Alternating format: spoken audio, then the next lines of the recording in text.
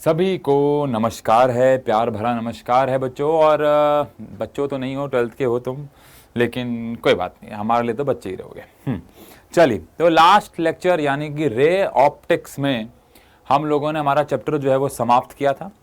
और समाप्त करने के साथ साथ हम लोगों ने ये भी बात की थी कि आप लोग मुझे बताएं कि आप लोग रे ऑप्टिक्स के क्वेश्चंस करना चाह रहे हैं या आप करना चाह रहे हैं वे ऑप्टिक्स। तो मेरे पास कमेंट्स तो आए, आप भी पढ़ सकते हैं वहाँ जाके, लेकिन मेरे पास बहुत सारे इंस्टाग्राम पे भी मैसेजेस आए कि सर आप क्वेश्चन ही करा दें, क्योंकि एक चैप्टर ख़त्म करके ही आगे बढ़े। अब यार देखो, आपको पता होगा रे ऑप्टिक्स के जो क्वेश्चंस हैं, वो जो क्वेश्चन होते हैं वो काफ़ी बड़े होते हैं। मतलब कि आज पूरे लेक्चर में अगर हम 7-8 क्वेश्चन ही कर लें तो वो ही बहुत बड़ी बात होगी। कहने का मतलब ये है कि इनके क्वेश्चंस बड़े हैं, प्लस मुझे समझा के भी कराने। और यहाँ जो जो क्वेश्चन लाए गए हैं, सबसे पहले तो मैं क्लियर कर दूं, वो लास्ट ईयर के क्वेश्चंस हैं जो एग्जाम्स में आए हुए हैं। और ऑब्वियसली बात है, कुछ लास्ट ईयर प्लस एनसीईआरटी के हैं, क्योंकि वो एनसीईआरटी में थे और लास्ट ईयर में आए थे। लेकिन ज़्यादातर क्वेश्चन आपको एनसीईआरटी के बाहर के मिलेंगे, क्योंकि आपको पता है केमिस्ट्री में अगर आपने एनसीईआरटी कर ली तो आपके 95 प्लस हैं, अगर आपको हर एक क्वेश्चन आता है अच्छे से, आपको कंसेप्ट आता है अच्छे से। लेकिन फिजिक्स में कुछ ऐसा नहीं होता है। फिजिक्स में आपको पता होगा कि हमारे ज़्यादातर क्वेश्चन बाहर वर्ड एक गलत है, बाहर से मतलब होता है उसकी लैंग्वेज, उसकी जो फॉर्मेट है, क्वेश्चन का जो तरीका है, वो थोड़ा बाहर से होता है। मतलब कंसेप्ट तो वही रहता है यार, लेकिन क्वेश्चन थोड़ा सा बाहर से रहता है। चलिए, फिलहाल बहुत ही प्यारी फोटो यहाँ से, ओहो। और एक्स्ट्रा सवाल आज हम बात करेंगे रे ऑप्टिक्स के। इसमें से कुछ सवाल मैं दोबारा बता दूं, एनसीईआरटी के होंगे, एक या दो शायद, बाकी सारे लास्ट ईयर के एग्जाम्स की। एक आध क्वेश्चन ऐसा है जो कि सैंपल पेपर से, जो लास्ट ईयर के एग्जाम में नहीं था, लेकिन मुझे अच्छा लगा, मैंने डाल दिया। ये वाला जो सवाल है बच्चों, एग्जाम में काफी बार पूछा गया है। अरे पीक्यू, एक पीक्यू रे है जो कि इंसिडेंट होती है नॉर्मली, यानी कि perpendicularly on the refracting face AB, is refracted in the prism ABAC made up of material of refractive index। तो सबसे पहला डेटा हमें दे दिया कि जो रिफ्रैक्टिव इंडेक्स है इस प्रिज्म का वो 1.5 है। आपको लाइट रे का पाथ जो है वो कंप्लीट करना है। देखो ऐसे क्वेश्चन में क्या होगा, सबसे पहली बात, अगर एक लाइट रे परपेंडिकुलरली आई है तो परपेंडिकुलरली जो लाइट रे आती है वो बिना किसी डेविएशन के पार चली जाती है। सबसे इंपॉर्टेंट बात तो यही है। इसके बाद आगे अगर मैं यहाँ पे नॉर्मल बनाता हूँ और ये एंगल अगर 90 है, ये अगर 60 है, तो आपकी मैथ्स कहती है कि ये एंगल 30 है। और अगर ये 30 है तो आपकी मैथ्स कहती है कि ये भी 30 है। जिसको नहीं समझ में आए, छोटी सी मैथ्स है यार, ये एक ट्राइंगल है, ये 90 है, ये वाला एंगल 60 होगा, बिकॉज ये 60 है तो ये 30 हो जाएगा। हाँ, ऑल दो हम फिजिक्स पढ़ रहे हैं, हमें शो नहीं करना, बस हमें पता होना चाहिए, अपने मन को पता होना चाहिए कि ये एंगल 30 डिग्री। अब आगे का पाथ कैसे बनाएंगे यार, देखो दो बातें हो सकती हैं। पहली बात, ये लाइट बाहर निकल जाए, क्या करके, रिफ्रैक्शन करके, या फिर ये लाइट रे क्या कर जाए, TIR, और TIR कर जाए तो ये बेंड हो जाए, मतलब कि रिफ्लेक्शन कर दे। अब देखना है कि ये क्या करेगी। उसके लिए ये TIR करेगी कि नहीं करेगी, उसके लिए हमें पहले क्रिटिकल एंगल निकालना होगा। लेकिन उससे पहले हमने मैथ्स लगा के, डायग्राम लगा के, वो अपना ज्योमेट्री लगा के हमने ये पता लगा लिया कि ये कितने एंगल पे गिरेगी, 30 डिग्री पे। इसको फर्स्ट मान लेते हैं। ऑल्सो क्रिटिकल एंगल का फॉर्मूला होता है साइन इनवर्स 1 में रिफ्रैक्टिव इंडेक्स, अगर आपको याद हो तो साइन इनवर्स, अब 1 में रिफ्रैक्टिव इंडेक्स हमारे पास कितना आया है, 1.5। तो इस हिसाब से बच्चों, अगर मैं थोड़ा सा टाइम बचाने के लिए कैलकुलेटर से मतलब कि साइंटिफिक कैलकुलेटर ले रहा हूँ, 1 सेकेंड आप मुझे देंगे। नहीं, अब आप कह रहे होंगे एग्जाम में क्या होगा, तो आप सब जानते हैं इन इनवर्स की वैल्यूज आपको एग्जाम में गिवन आती हैं यार, उसके लिए ना रोना मत। आप 12th के बच्चों, अब तो आप इतना समझते ही हो कि आपको ये वैल्यूज आपके एग्जाम में गिवन आएंगी, है ना। तो मैंने इसको 1 को 1.5 से डिवाइड किया, और कोई चीटिंग नहीं कर रहा हूँ यार, मैं सिर्फ इसको सॉल्व कर रहा हूँ। 0.67 आ गया। अब साइन इनवर्स 0.67 होता है 41, साइंटिफिक कैलकुलेटर पे निकाला तो आ गया हमारे पास 41 पॉइंट, ज्यादा नहीं दिखा ना, 41.8 डिग्री। ये हमारे पास क्या आ गया बच्चों, क्रिटिकल एंगल आ गया। अब इसका मतलब क्या है, इसका मतलब ये है कि अगर लाइट रे 41.8 डिग्री से ज्यादा पे गिरेगी तो TIR होगा, क्योंकि TIR कब होता है? जब क्रिटिकल एंगल से ज्यादा पे लाइट गिरती है बच्चों, ज्यादा पे। तो अब आप मुझे बताइए क्या ऐसा कहना ठीक होगा कि एंगल I जो है वो तो बहुत कम है, किससे? आंसर है क्रिटिकल एंगल से। एंगल I जो है वो बहुत कम है, किससे? क्रिटिकल एंगल से। अब अगर एंगल I क्रिटिकल एंगल से कम है तो क्या ऐसा कहते हैं कि नो TIR विल अकर? मैं शॉर्ट में लिख रहा हूं, नो TIR विल अकर। और अगर बच्चों TIR नहीं हुआ तो क्या होगा? मैं लाल रंग से बना देता हूं। अगर TIR नहीं हुआ तो क्या होगा? लाइट रे यहां से बाहर निकल जाएगी, शायद आपको दिख रहा हो, पता, बाहर निकल जाएगी, बेंड हो जाएगी यहां से अवे फ्रॉम द नॉर्मल। हाँ, अगर यहाँ पे TIR हो रहा होता तो लाइट रे इधर आ जाती, वो फिर अलग बात थी। ठीक है जी। तो कह रहे हैं from which face will the light रे एमर्ज? तो लाइट रे कौन से फेस से एमर्ज हो रही है? तो आंसर है जो लाइट रे है वो एमर्ज हो रही है AC से। अगर TIR होता तो वो लाइट रे कहां से एमर्ज हो जाती? शायद BC से, वो बात की बात थी, लेकिन अभी फिलहाल AC से बाहर निकल गई, क्योंकि जो इंसिडेंट एंगल है वो क्रिटिकल एंगल से कम है और TIR नहीं हो पाएगा। तो बढ़िया सवाल है, अच्छा सवाल। अच्छा, इसी में एक और वेरिएशन आता है जिसमें दो लाइट रे दे देते हैं अलग अलग कलर की, जिनका अलग अलग रिफ्रैक्टिव इंडेक्स होता है। तो बताते हैं कि पूछते हैं कि पाथ बनाओ, तो एक पार हो जाती है, एक ऐसे भी क्वेश्चन आते हैं, वो ज़्यादा बड़ा हो जाता है। वो इसी को दो पार्ट समझ लो ना, एक अलग रंग क्या है, एक अलग, एक के लिए अलग एंगल आए, एक के लिए अलग, वो उसके रिस्पेक्ट से। लेकिन बेसिक क्या है? सबसे पहले आपको निकालना है क्रिटिकल एंगल रिफ्रैक्टिव इंडेक्स की मदद से, और ये देखना है कि लाइट रे क्रिटिकल एंगल से कम पे गिर रही है या क्रिटिकल एंगल ज़्यादा पे गिर रही है। एक ऐसा भी केस मुझे याद आ रहा है, कुछ साल पहले आया था, जहां पे एंगल आए क्रिटिकल एंगल के जस्ट बराबर आ गया था, जस्ट एग्जैक्टली बराबर आ गया था। तो सिचुएशन में क्या होगा? लाइट रे 90 डिग्री पे इसके साइड से होती हुई चली जाएगी, है ना, समझ गए होगे आप? ठीक है, अच्छा सवाल है, बढ़िया सवाल है, डन। ये एक एक स्लाइड में छोड़ कर लाया था कि भैया बड़ा ना आ जाए क्वेश्चन। तो यहाँ पे अगेन एक बहुत ही लाजवाब सवाल।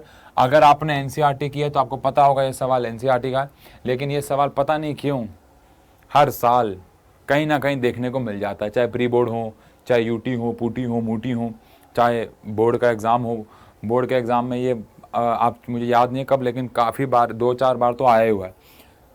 लेकिन सवाल बहुत प्यारा और NCERT का है, कभी कभार थोड़ी सी भाषा चेंज करके आ जाता है। चलिए, a small bulb is placed at the bottom of tank containing water to a depth of 80 centimetre. यानी कि हमारे पास एक, सबसे पहली बात तो एक कंटेनर है, और इस कंटेनर में बच्चों हम लोगों ने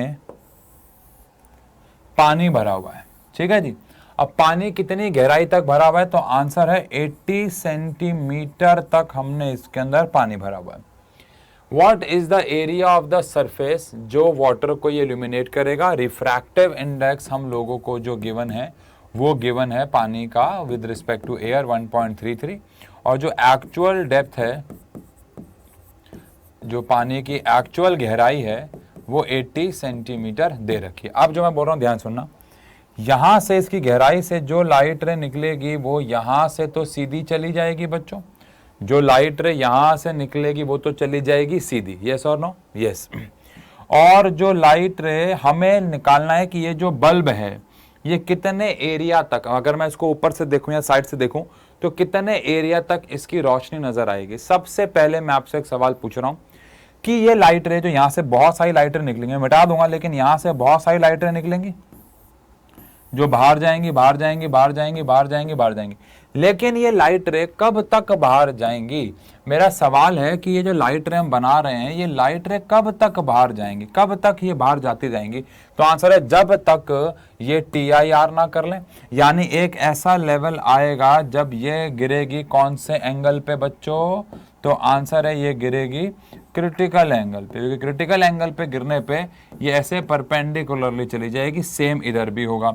एक ऐसा लेवल आएगा जब ये क्रिटिकल एंगल पे गिरेगी, और क्रिटिकल एंगल पे गिरने के बाद IC ये 90 पे चली जाएगी, यानी इसके बाद लाइट रे बाहर नहीं जाएगी, जो भी होगी इसके बीच की होगी, है ना। अब अगर मैं इसको येलो कलर से दिखाऊं तो ऊपर से देखने पे यहाँ पे आपको एक सर्कल नजर आएगा, इतना एरिया जो है वो इल्यूमिनेट होगा, इतने एरिया पे आपको लाइट नजर आएगी। तो अगर मैं इसको लेबल करता हूं, इसको मैं नाम दे देता हूं, इस वाले पॉइंट को A, इसको दे देता हूं O, इसको दे देता हूं B। अगर मैं ए बी निकाल लूं, अगर मैं ए बी निकाल लूं, अगर मैं ए बी निकाल लूं, तो वो ए बी उस सर्कल का रेडियस होगा जो इल्यूमिनेट हो रहा है, और अगर उस सर्कल का रेडियस आ गया तो फिर एरिया तो आ ही जाएगा पाई आर स्क्वायर से। ठंडे दिमाग से, कोई जल्दबाजी नहीं है इसका। आप लोग बच्चों एक बार क्या देख लो, डायग्राम देख लो कि हमें क्या निकालना है। हाँ, है ना, डन है। प्लान क्या है? प्लान ये हमारे पास आईसी है, तो ये भी हमारे पास क्या हो जाएगा, आईसी, ऑल्टरनेट इंटीरियर एंगल्स। हाँ, और अगर ये आईसी है तो इस ट्राइंगल में पहले तो सबसे पहले तो आईसी निकाल लेते हैं, सबसे पहले तो निकाल लेते हैं आईसी। आईसी क्या होता है? आईसी होता है साइन इनवर्स 1 अपॉन में रिफ्रैक्टिव इंडेक्स। तो यहां से आईसी आ गया साइन इनवर्स 1 अपॉन में 1.33। मैंने एक सॉल्व कर दिया था आपके लिए, इसको मैं पूरा सॉल्व नहीं कर रहा। और यहां से हमारे पास आईसी आ जाएगा इतना डिग्री, जिसकी वैल्यू आपको अगर एग्जाम में आएगी तो गिवन आएगी, नहीं तो ऐसी कोई वैल्यू होगी जो आपको पता हो, जैसे साइन इनवर्स √3/2 जो कि 60 होता है, 1/2 जो कि 30 होता है, 1/√2 जो कि 45, ऐसे कुछ वैल्यूज आएंगी। ऐसी कुछ आई तो वह एग्जाम में गिवन आएगा, लेकिन हमारे पास आईसी आ गया। अब अगर आईसी आ गया तो क्या ये कहना ठीक होगा कि इस वाले ट्राइंगल में, यानी कि as in triangle A B O triangle की बात करें, और ये अगर हम बात करें तो मुझे ये और ये मिल जाए विच इज परपेंडिकुलर अपॉन में बेस, तो मैं यहां से tan IC, अगर मैं यहां से बच्चों tan IC की बात करता हूं, tan IC, तो tan क्या होता है? परपेंडिकुलर अपॉन में बेस। परपेंडिकुलर कौन है हमारे पास? AB, और बेस हमारे पास कौन है? AO। तो tan IC में अगेन IC हमारे पास आ चुका होगा, तो यहां उसकी वैल्यू पुट कर देंगे। AB हमें निकालना है और AO हमारे पास 80 सेंटीमीटर है, तो यहां से हमारे पास AB इतना सेंटीमीटर, जिसको आप चाहो तो मीटर में कन्वर्ट कर सकते हो, लेकिन अभी तो आपके पास AB आया है। अब ऐसा कह दें, क्या हम ऐसा कह दें कि जो AB है वो क्या है भाई? वो है रेडियस ऑफ, आप कह सकते हो area of light produced by bulb, उसका रेडियस है। तो अगर ऐसा है तो भाई एरिया ऑफ विजिबल लाइट या इल्यूमिनेटेड लाइट वो क्या होगा? पाई आर स्क्वायर, और रेडियस किसके बराबर आ चुका है? AB, जो कि हम यहाँ निकाल चुके हैं। तो यहाँ से इसका स्क्वायर करके इतना मीटर स्क्वायर हमारे पास आंसर आ जाएगा, है ना। दोबारा समझाता हूँ, कितनी लाइट रे बाहर जा सकती है? आंसर है जो TIR ना कर रही हो, क्योंकि जो TIR करेगी, अच्छा मैं TIR के ऊपर भी शॉर्ट डाल दूंगा।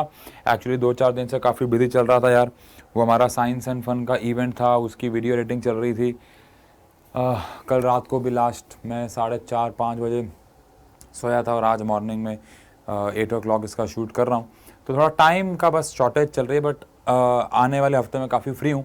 हालांकि मैंने वो शॉर्ट रिकॉर्ड कर लिए हैं रिगार्डिंग, मैं आपको कह रहा हूँ वो रिफ्रैक्शन वगैरह वाले, बस उनको अपलोड करना। और ऐसे ही ये भी यहाँ से भी एक शॉट डाल दूंगा मैं कि कैसे TIR करते वक्त लाइट बाहर नहीं जाती है, वो सेम मीडियम में वापस से रिफ्लेक्ट हो जाती है बच्चों। चलिए वो तो बात की बात है, लेकिन TIR से पहले की लाइट रे बाहर जाएंगी, बाकी सब नहीं। और कितना एरिया बाहर जाएगा वो हमें कैलकुलेट करना है। काफ़ी इंपॉर्टेंट सवाल है, बहुत बार इससे मिलते जुलते सवाल एग्जाम में आए हुए हैं। चलिए ठीक है जी, आगे बढ़ते हैं। क्वेश्चन है, एक बार पढ़ लो, दिल से अच्छा सवाल है, क्योंकि दिल से पढ़िएगा।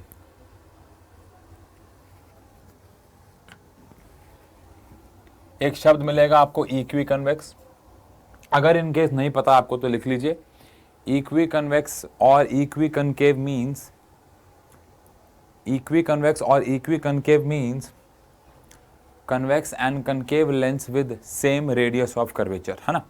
कन्वेक्स और concave lens with same radius of curvature, यानी इक्वी कन्वेक्स और इक्वी कनकेव का मतलब है ऐसा कन्वेक्स या ऐसा कनकेव लेंस जिसका रेडियस ऑफ कर्वेचर जो है वो इक्वल है, R1 R2 दोनों बराबर हैं। तो एक इक्वी कन्वेक्स लेंस है जिसकी आपको फोकल लेंथ, ये बहुत अच्छा सवाल है बच्चों, बहुत अच्छा सवाल है। इसकी आपको फोकल लेंथ दे रखी है 15 सेंटीमीटर, और ये भी ध्यान रखें कि जो R1 है वो R2 के बराबर है। बस फ़र्क ये है कि आपको पता है एक R1 एक R2, एक प्लस का होता है तो एक माइनस का होता है ना। तो ये R1 R2 जो है वो आपस में क्या है? बराबर है। ये बात ध्यान रखना है, मैं इसको ऐसे लिख देता हूं, also R1 is equal to minus of R2, दोनों बराबर है, ठीक है ना। एक प्लस का रहेगा लेकिन एक माइनस का रहेगा। अगर हमने उसको दो इक्वल हाफ में थिकनेस के हिसाब से काट दिया, मतलब ये हमारे पास एक इक्वी कन्वेक्स लेंस था, हमने उसको बीच में से काट दिया, तो हमें दो ऐसे कुछ लेंस मिल जाएंगे।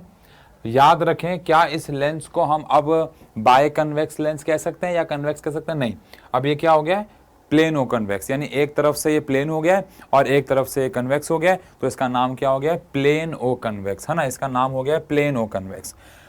हमें करना क्या, हमें focal length of each half, हमें अब इस वाले की फोकल लेंथ f दे रखी थी, इसकी जो फोकल लेंथ है f डैश, वो हमें निकालनी है। तो सबसे पहले अगर मैं बात करूं फॉर बाय कन्वेक्स, यानी काटने से पहले अगर बात करूं, तो 1/f is equal to refractive index -1, 1/r1 minus 1/r2, यानी कि लेंस मेकर फॉर्मूला यहाँ पे हम यूज कर रहे हैं। तो 1 फोकल लेंथ हमारे पास है 15, refractive index -1, 1/r minus 1/r, क्योंकि दोनों बराबर है ना भाई। तो यहां से 1 में f, क्या हो रहा है, ये 1 में f की तो वैल्यू डाल चुके हैं। आशु क्या कर रहा है, f की वैल्यू क्या आ चुकी है बच्चों, 15, और यहां से nr-1, और ये आ जाएगा हमारे पास 2/r। तो यहां से हम एक इक्वेशन बना के छोड़ रहे हैं, इसको हम फर्स्ट इक्वेशन कह देते हैं, ठीक है। अब यही काम, सेम काम हम किसके लिए करेंगे, केस सेकेंड के लिए, यानी कि फॉर प्लेन ओ कन्वेक्स, यानी यही काम हम किसके लिए करेंगे बच्चों, फॉर प्लेन ओ कन्वेक्स, यानी एक तरफ से कन्वेक्स हो और एक तरफ से प्लेन हो। चलिए।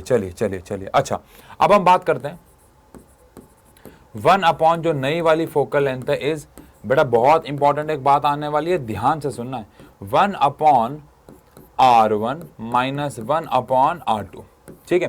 तो 1 फोकल लेंथ तो हमें निकालनी है, nr-1 हमें पता नहीं है अभी, 1/r1 तो r है, यानी यार एक तरफ का रेडियस ऑफ कर्वेचर तो वही रहेगा जो पहले था, ये वाला रेडियस ऑफ कर्वेचर तो यही रहेगा। अब जल्दी से कमेंट सेक्शन में बता दो, मैं चेक करूंगा आप लोगों ने आंसर दिया है कि नहीं, 17 मिनट कुछ सेकंड पे जाके, कि ये वाले के लिए रेडियस ऑफ कर्वेचर क्या डालें। जल्दी से कमेंट सेक्शन में बताएं, सेकंड वाले के लिए रेडियस ऑफ कर्वेचर क्या डालें, जल्दी से बताओ।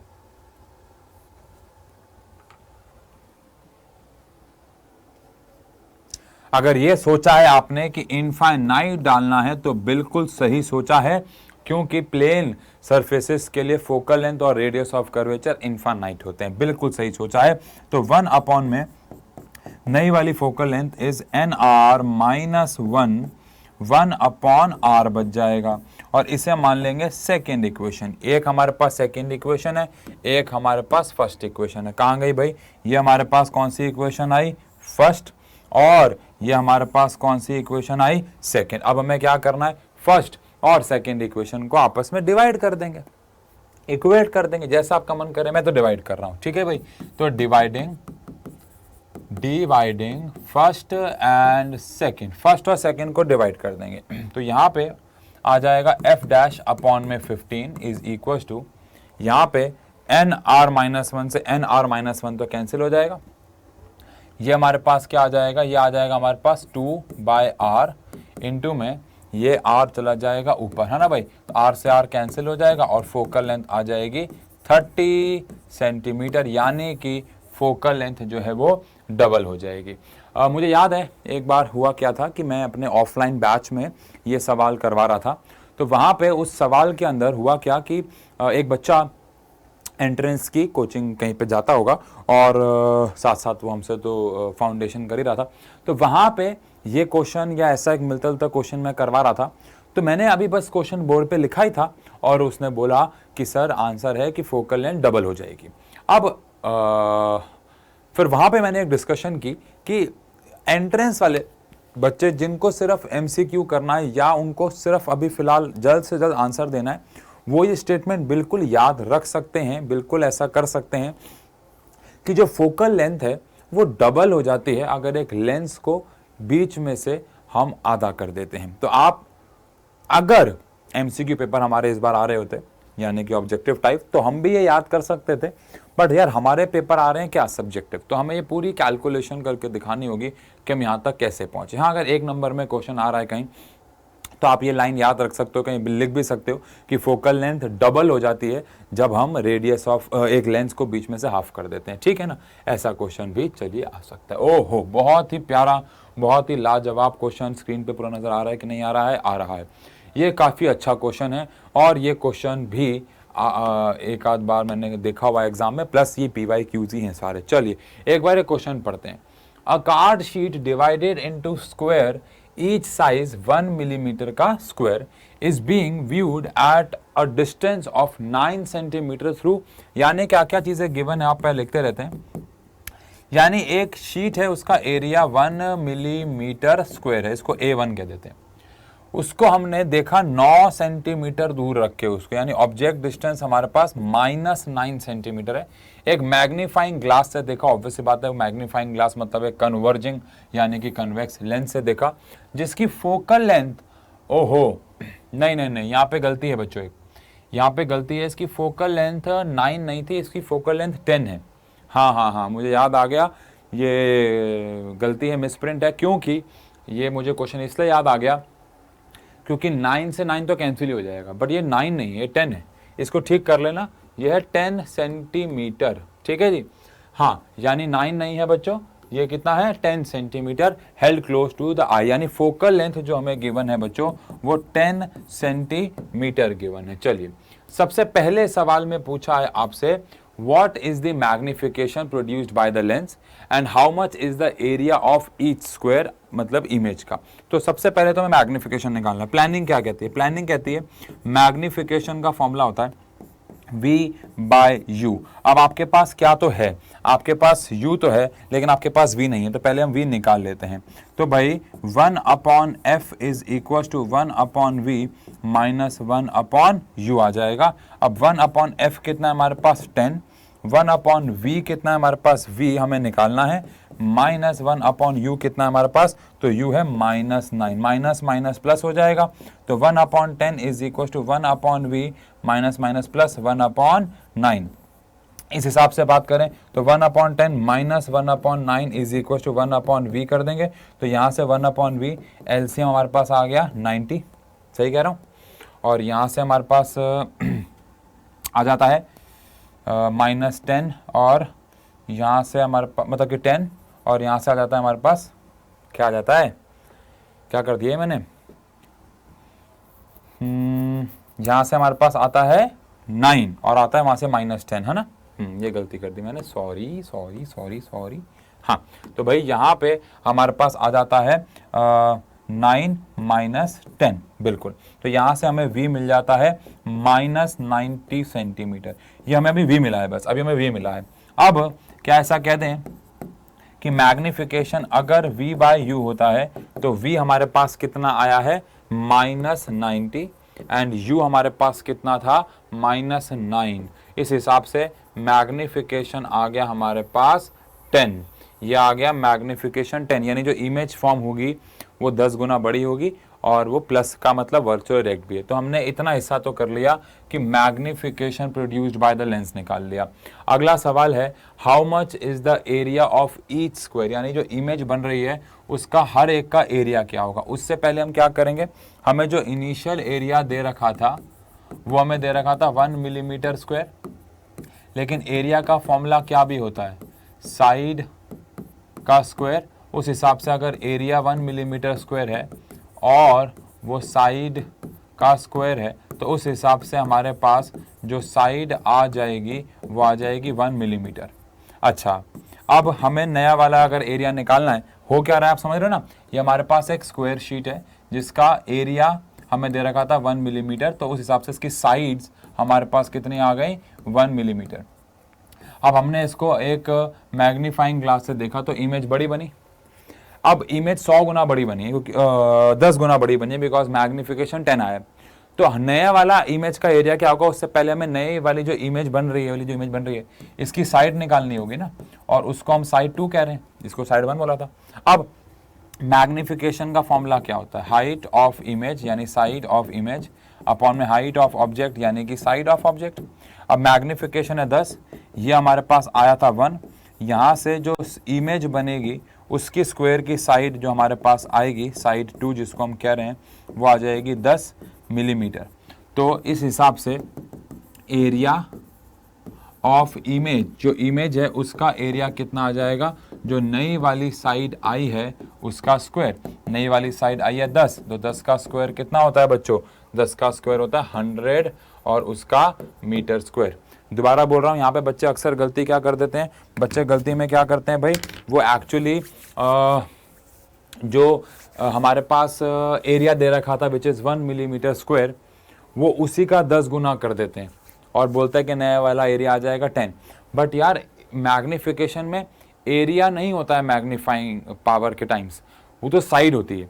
तो हर एक साइड, दोनों साइड अगर 10-10 गुना बढ़ेंगी तो एरिया ओवरऑल 100 गुना जो है वो बढ़ जाएगा। ठीक है जी, तो अच्छा सवाल है मेरे हिसाब से। ये हमारा इसका कौन सा पार्ट हो गया, पहला पार्ट। उसके बाद बोल रहे हैं what is the angular magnification. अरे तो भाई एंगुलर मैग्निफिकेशन का फॉर्मूला हम लोगों ने डिराइव किया था। अच्छा, इस वाले केस में अगर हम देखें तो एंगुलर मैग्निफिकेशन यानी कि magnifying power of the lens है, इमेज कहाँ फॉर्म हो रही है ये तो उन्होंने बताया नहीं, वाह। बट हम ऐसा कह सकते हैं कि हमने ऑब्जेक्ट को कहाँ रखा है, 9 सेंटीमीटर पे, यस, और जो फोकल लेंथ है वो 10 है, यानी कि बहुत आसपास हैं दोनों। इस हिसाब से हम ऐसा मान सकते हैं कि इमेज इज इन्फानाइट, है ना, यानी मैग्निफिकेशन का पावर D/F लगाएंगे हम। ऐसा मैं क्यों लगा रहा हूँ, because U is approximately equal to F, जिसका मतलब कि अगर U और F बराबर हैं तो यानी कि फाइनल इमेज बनेगी इन्फानाइट पे, और इन्फानाइट पे जब इमेज बनती है उसको रिलैक्स्ड आई केस बोलते हैं। और लास्ट क्लास के पन्ने पलटाओ, आपको याद आएगा कि रिलैक्स्ड आई केस में मैग्निफिकेशन D/F आया था। अच्छा, अब D कितना है हमारे पास, तो D है हमारे पास 25, है ना, है ना, है ना, है ना। और F कितना है हमारा, नहीं D/F ही तो आया था फॉर्मूला। बट यार देखो, इसके ना 2 केस बन सकते हैं एक्चुअली। अगर हम ये मान के चलें कि ये दोनों बराबर हैं, U और F बराबर हैं, अगर ये केस 1 है, मैं दोनों केस करवा रहा हूँ, यहाँ पे ना क्लियरली मेंशन नहीं है, तो अगर D/F है मान लेते हैं केस, और फोकल लेंथ हमारे पास कितनी थी 10, तो आंसर आ जाएगा हमारे पास 2.5। बट मैग्निफिकेशन का फॉर्मूला 1 + D/F वाला भी लग सकता है इन सिचुएशन, जब हम ये मान के चलें कि रिलैक्स्ड आई केस है, वो भी तो लग सकता है यार, है ना। तो क्योंकि ज़रूरी नहीं है कि हम इसको बराबर माने, ये बात भी, ये भी, क्योंकि भैया 10 सेंटीमीटर और 9 सेंटीमीटर आप अलग भी समझ सकते हैं। तो मेंशन होना चाहिए था कि रिलैक्स्ड आई केस है या नॉर्मल। बट मेरे हिसाब से अगर ऐसा आएगा तो एग्जाम में आपको दोनों बोलना है कि इफ़ वी एज्यूम दैट ये तो ये वाला केस बना के आएंगे, अदरवाइज 1 + ये आ जाएगा हमारे पास कितना, D/F में हमारे पास 2.5 आ गया, विच इज़ 3.5 आ गया, है ना। ऑल्दो एक और तरीका भी है कि हम D/U फॉर्मूला लगाएं, फिर तो आंसर मैं कह रहा हूँ बहुत सारे अलग अलग आते रहेंगे, बट मेरे हिसाब से इससे बहुत है। ठीक है, फिर अगले सवाल ने पूछा कि क्या दोनों मैग्निफिकेशन बराबर आएंगे। आंसर है बिल्कुल भी नहीं बराबर आएंगी, क्योंकि एंगुलर मैग्निफिकेशन एक स्पेशल केस के लिए होती है, लेकिन नॉर्मल मैग्निफिकेशन हम लोग बात कर रहे हैं कि हम कोई भी एंगुलर मैग्निफिकेशन में, याद होगा ये जो β/α यानी कि जो फॉर्मूला आया था वो कब आया था, जब हम एंगल निकालते हैं ऑब्जेक्ट और इमेज के, जब दोनों को सेम डिस्टेंस पर रखते हैं। बट इस वाले मैग्निफिकेशन को निकालते वक्त ऐसी कोई शर्त हमारे पास नहीं होती। तो ये जो आंसर आया हमारे पास मैग्निफिकेशन कहाँ गया, कहाँ मर गया, हाँ 10 आया, लेकिन वहीं पे ये आंसर 2.5 और 3.5 के बीच में कहीं पे आएगा। एवरेज भी हम निकाल सकते हैं इसका। चलिए वो तो होता रहेगा, आगे बढ़ते हैं। मेरे हिसाब से 5वां सवाल और काफ़ी अच्छा सवाल, इसको हम लोग बोलते हैं कॉम्बिनेशन ऑफ लेंसेज। ये क्वेश्चन भी अक्सर एग्जाम में आते थे। कैसे आते थे, 3 नंबर + 2 नंबर यानी 5 नंबर के फॉर्मेट में। 3 मार्क्स का एक डेरिवेशन आ जाया करती थी, और नीचे 2 नंबर में हमारे पास आ जाया करता था इसका ये numerical magnification of telescope, microscope की डेरिवेशन आ जाया करती थी, और नीचे आ जाया करता था ऐसा या इससे मिलता जुलता कोई न्यूमेरिकल। काफ़ी आसान न्यूमेरिकल है, इसको हम बोलते हैं कॉम्बिनेशन ऑफ लेंसेज। क्वेश्चन को अगर हम ध्यान से पढ़ें, find the position of the image formed by the lens combination given in the figure. आपको ये फिगर दे रखी है और आपको इसकी मदद से जो फाइनल इमेज बनेगी वो बताना है। इसको अलग अलग केस लेके करेंगे हम, ठीक है। इस लेंस को पहले तो हम लोग नाम दे देते हैं, यानी इस वाले लेंस को नाम दे देते हैं L1, इसको दे देते हैं L2 और इसको दे देते हैं L3। अब हम L1, L2, L3 के लिए एक एक करके काम करेंगे, उसके हिसाब से बात चलेगी। प्लानिंग, सबसे पहले L1 के लिए बात करते हैं। ऑब्जेक्ट डिस्टेंस कितना है? 30 सेंटीमीटर माइनस का, क्योंकि ऑब्जेक्ट को माइनस में लेते हैं। फोकल लेंथ हमारे पास कितना है? 10 सेंटीमीटर। सबसे पहले फॉर्म कर लेते हैं कि जो फर्स्ट वाला लेंस है वो इमेज कहाँ बनाएगा, है ना। फिर फर्स्ट वाले के लिए जो इमेज होगी वो सेकंड वाले के लिए क्या हो जाएगी? ऑब्जेक्ट। और फिर जो सेकंड वाले के लिए इमेज होगी वो थर्ड वाले के लिए क्या हो जाएगी? ऑब्जेक्ट। और फिर फाइनली उसकी इमेज हम निकाल लेंगे। तो V हमें निकालना है, तो V1 इसको चाहे हम कह देते हैं। तो 1/f is equal to 1/v minus 1/u होता है। फोकल लेंथ हमारे पास 10 है, V हम लोगों को कैलकुलेट करना है और ये हमारे पास माइनस माइनस प्लस हो जाएगा। उस हिसाब से बात करें तो 1/10 is equal to 1/v1 plus 1/ क्या आ गया? 30। तो 1/v1 आ गया 1/10 माइनस 1/30। तो 1/v1 में 30 और 10 का LCM हो गया 30। यह आ गया हमारे पास 3 - 1। यस और नो? यस। तो यहाँ से V1 आ जाएगा 15 सेंटीमीटर। अब इस 15 को समझने वाला अगर समझ गया तो वो ये क्वेश्चन बहुत आराम से कर सकता है। अब 15 का मतलब क्या है वो तो आप जानते ही हैं। 15 का मतलब है कि इस वाले लेंस से यानी L1 से इमेज 15 प्लस का मतलब है 15 उधर बनेगी, 15 उधर बनेगी। अब इसका मतलब क्या है L2 के लिए? सबसे पहली बात तो L2 के लिए फोकल लेंथ क्लियरली मेंशन्ड है -10 है, लेकिन हमें यहां से अगर ऑब्जेक्ट डिस्टेंस मिल जाए तो मैं इसका इमेज डिस्टेंस निकाल लूंगा। लेकिन ऑब्जेक्ट डिस्टेंस क्या लेंगे? पहली बात, जो पहले वाले के लिए इमेज बनी है वो दूसरे वाले के लिए ऑब्जेक्ट हो जाएगी। अब ये हमारे पास फर्स्ट है, ये हमारे पास फर्स्ट है। ये है क्या? ये जो लेंस है इससे 15 सेंटीमीटर दूर इमेज बनी है और यहाँ पे क्लियरली मेंशन्ड है कि इन दोनों के बीच में डिस्टेंस 5 है। अब अगर इसके और इसके बीच में डिस्टेंस 5 है और इमेज 15 उधर बन रही है तो इस वाले लेंस के लिए ऑब्जेक्ट 10 सेंटीमीटर उधर हो गया। यार ये लेंस से इमेज 15 सेंटीमीटर पे बन रही है और ये वाला लेंस सेकंड वाला इससे 5 सेंटीमीटर दूर है, तो इसके लिए ऑब्जेक्ट 10 सेंटीमीटर हो गया। और सबसे इंपॉर्टेंट बात वो भी प्लस का होगा, क्योंकि इसके लिए जो इसकी जो इमेज है वो इधर है 15 पे, तो इसके लिए जो ऑब्जेक्ट है वो इधर है और इधर है तो u प्लस का होगा। u माइनस का कब लेते थे? जब इधर होता था। इधर है तो प्लस का लेंगे ना यार। तो ध्यान रखें कि u किसका आएगा? प्लस का आएगा और 10 आएगा। कैसे आया मैं अगर आपको बता दूं तो ये आया है एक्चुअली 15 में से हमने 5 को माइनस कर दिया है तो 10 आ गया। चलो अब हमें क्या करना है? यहाँ से V2 निकाल लेना है। तो 1/f is equal to 1/v minus 1/u लगा देंगे बच्चों। तो 1/f, f कितना है? -10 है, तो 1/-10 is equal to 1/v। v कितना है हमारे पास?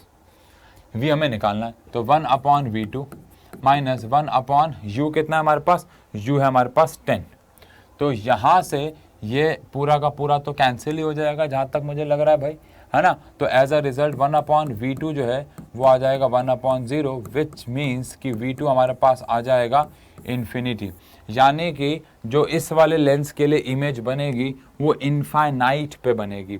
और अगर इमेज इनफाइनाइट पे बनेगी, और अगर मैं बात करूंगा अब L3 के लिए, L3 के लिए u क्या होगा? सबको पता इनफाइनाइट। या जब इसके लिए इमेज जो फॉर्म हो रही है वो इनफाइनाइट पे हो रही है तो फिर इसके लिए ऑब्जेक्ट कहाँ पड़ा हुआ है? इनफाइनाइट पे। फोकल लेंथ कितनी है इसकी? फोकल लेंथ है हमारे पास 30 सेंटीमीटर। बच्चा कहता है सर इसके लिए अगर इमेज बन रही है इनफाइनाइट पे तो इसके लिए इनफाइनाइट -10 करो ना। तो इनफाइनाइट -10 करके क्या आएगा मेरी जान? आंसर इनफाइनाइट आएगा यार, ठीक है ना।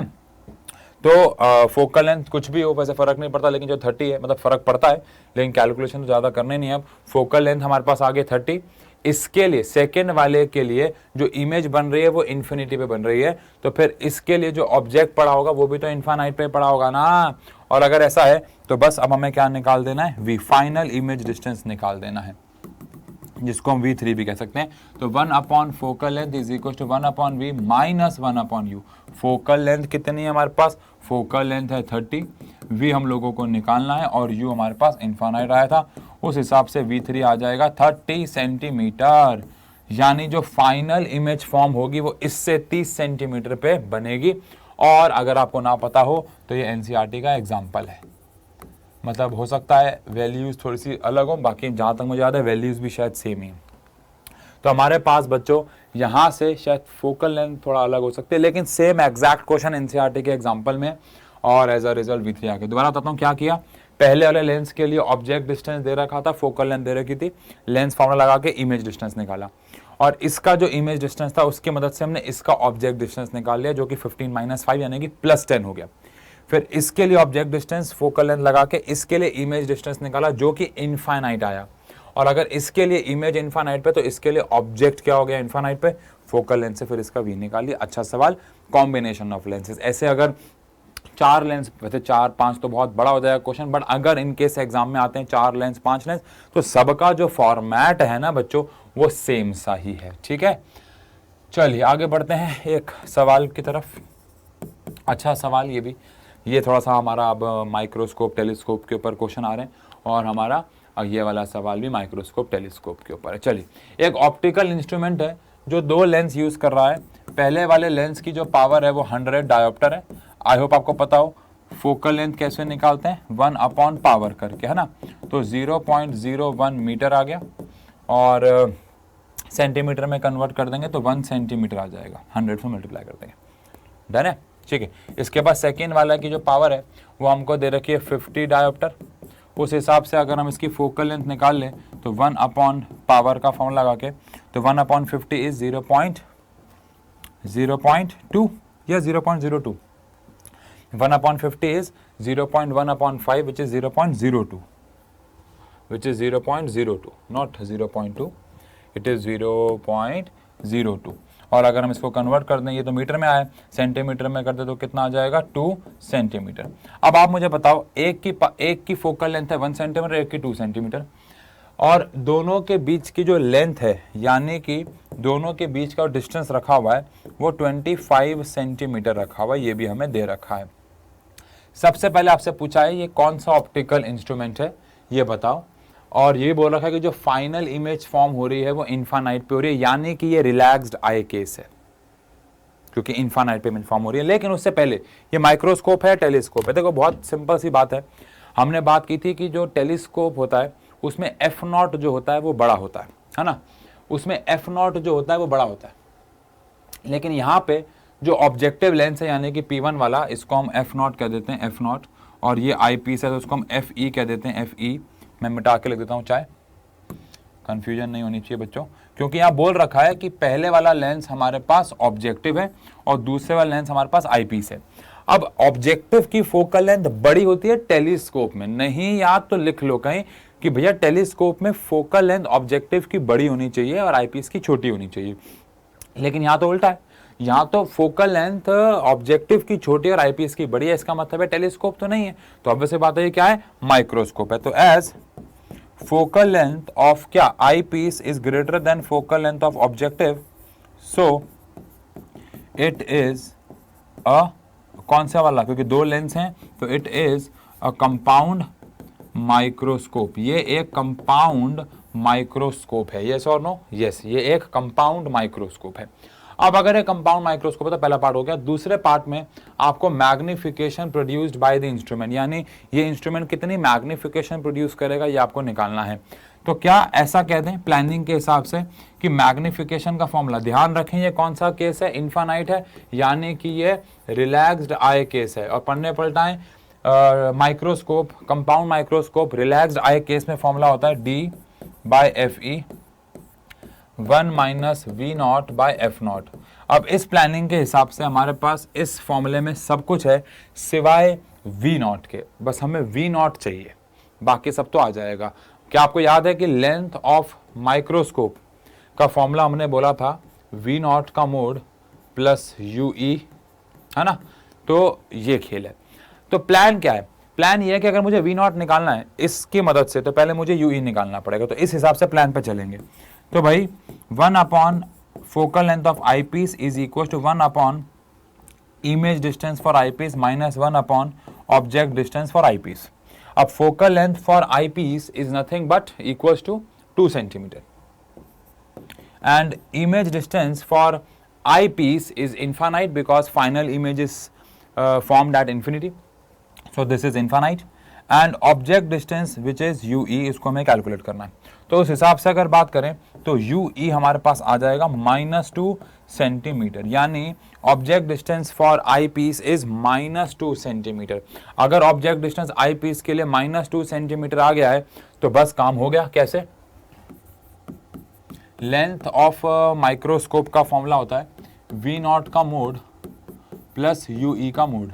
लेंथ 25 है, वी नॉट हमें निकालना है और यू ई का मोड -2 का मोड 2 हो जाएगा, तो वी नॉट आ जाएगा हमारे पास 23 सेंटीमीटर जो कि प्लस का होता है। तो अब यहाँ से ख़त्म हो गया काम मेरे हिसाब से। मैग्नीफिकेशन का formula d by F E 1 minus V naught by F not.